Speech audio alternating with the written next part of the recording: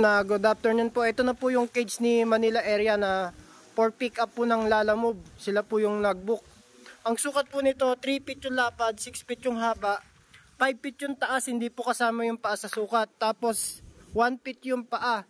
2 door po to, 2 door. 1, 2.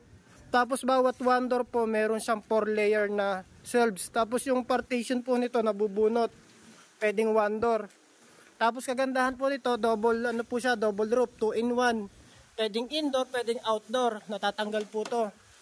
Tapos kagandahan din po niyan, napo-fold po yan, pwedeng i-fold pag hindi kasi sa paglalagyan or dadaanan. May sabitan din po ng trapal, insulation. Tapos yung yero po niyan, long span po, hindi liso. Kahit po patungan ng mabibigat, pwede po yan. Tapos yung gulong po niya, rubberized na merong lock. Ayan po, may lock po yan. Ayan. 3.0 na may lock. Tapos may kasama po siyang litter box. Ayan. Ang price po niyan, 16.5. Natutupi po yan, natutupi. Okay na po.